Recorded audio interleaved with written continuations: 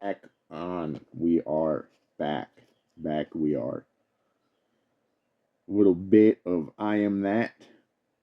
Just gonna start on this page. Where does it all lead me? When the mind is kept away from its preoccupations, it becomes quiet.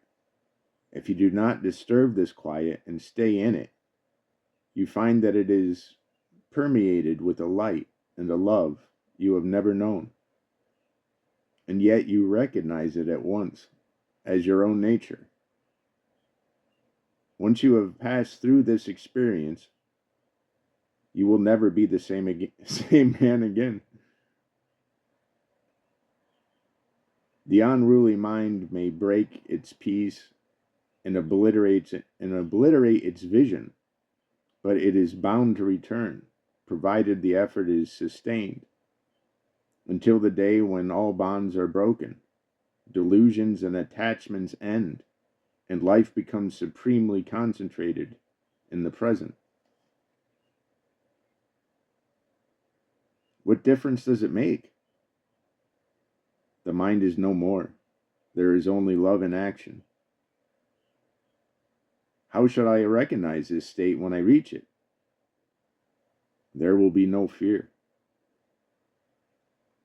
Surrounded by a world full of mysteries and dangers, how can I remain unafraid? Your own little body, too, is full of mysteries and dangers, yet you are not afraid of it, for you take it as your own. What you do not know is the entire universe is your body, and you need not be afraid of it. You may say you have two bodies, the personal and the universal. The personal comes and goes. The universal is always with you. The entire creation is your universal body. You are so blinded by what is personal that you do not see the universal. This blindness will not end by itself. It must be undone skillfully and deliberately. When all illusions are understood and abandoned, you reach the error-free and perfect state in which all distinctions between the personal and the universal are no more. I am a person, and therefore limited in time, in space and time. I occupy time and space. I occupy little space, and last but a few moments. I cannot even conceive myself to be eternal and all-pervading. Nevertheless, you are. As you dive deep into yourself, in search of your true nature, you will discover that only your body is small and only your memory is short, while the vast ocean of life is yours. The very words I and universal are contradictory. One excludes the other. They don't. The sense of identity pervades the universal. Search and you shall discover the universal person, who is yourself and infinitely more. Anyhow, begin by realizing that the world is in you, not you in the world. How can it be? I am only a part of the world. How can the whole world be contained in the part, except by reflection, mirror-like? What you say is true. Your personal body is a part in which the whole is wonderfully reflected. But you also have a universal body. You cannot even say that you do not know it, because you see and experience it all the time. Only you call it the world and are afraid of it. I feel that I know my little body, while the other I do not know, except through science.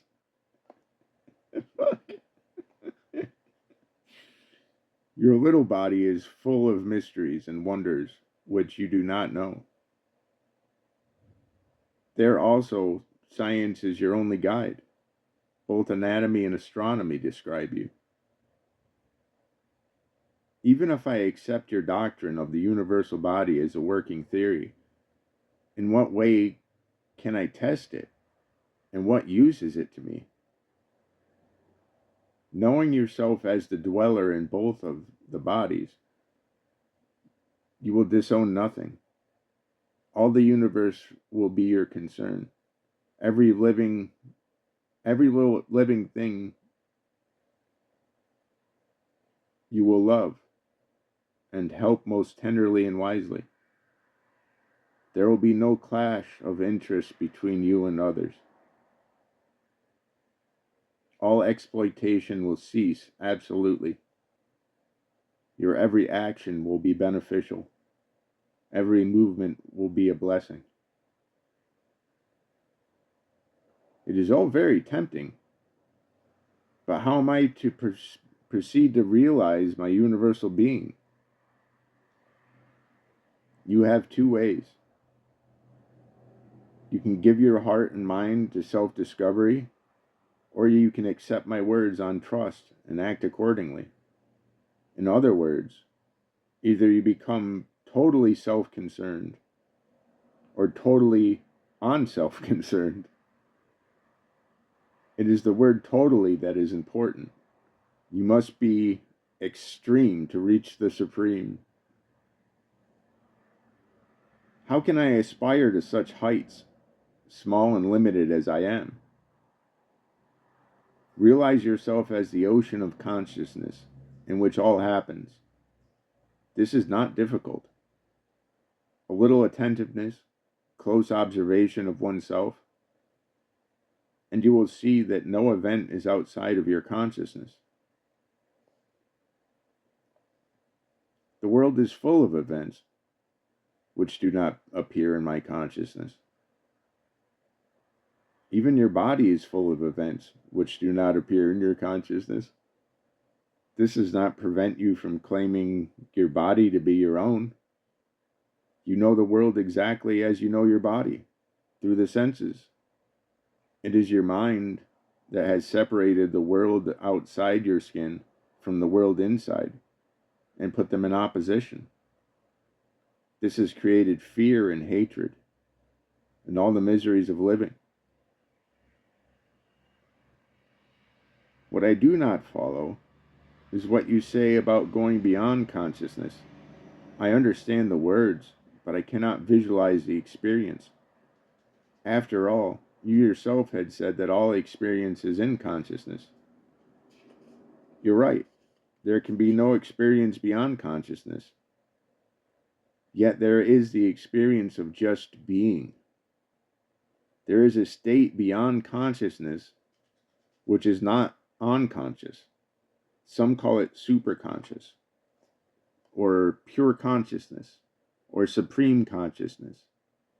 It is pure awareness, free from the subject-object nexus.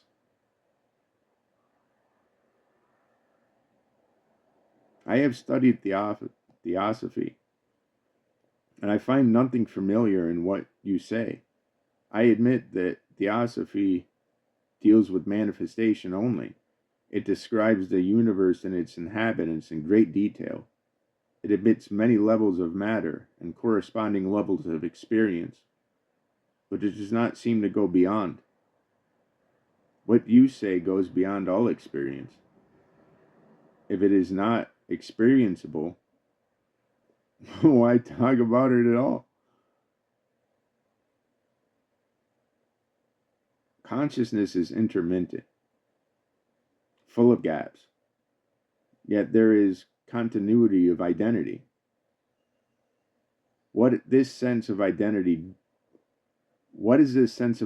due to, if not something beyond consciousness? If I am beyond the mind, how can I change myself? Where is the need of changing anything? The mind is changing all the time anyhow. Look at your mind dispassionately. This is enough to calm it. When it is quiet, you can go beyond it. Do not keep it busy all the time. Stop it and just be. If you give it a rest, it'll settle down and recover its purity and strength. Constantly thinking makes it decay. If my true being is always with me, how is it that I am ignorant of it? Because it is very subtle, and your mind is gross, full of gross thoughts and feelings. Calm and clarify your mind, and you will know yourself as you are. Do I need the mind to know myself? You are beyond the mind, but you know with your mind. It is obvious that the extent, depth, and character of knowledge depend on what instrument you use. Improve your instrument, and your knowledge will improve. To know perfectly, I need a perfect mind. A quiet mind is all you need. All else will happen rightly once your mind is quiet.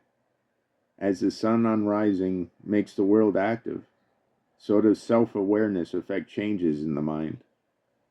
In the light of calm and steady self-awareness, inner energies wake up and work miracles without any effort on your part. You mean to say that the greatest work is done by not working? Exactly. Do understand that you are destined for enlightenment. Cooperate with your destiny. Don't go against it. Don't thwart it. Allow it to fulfill itself.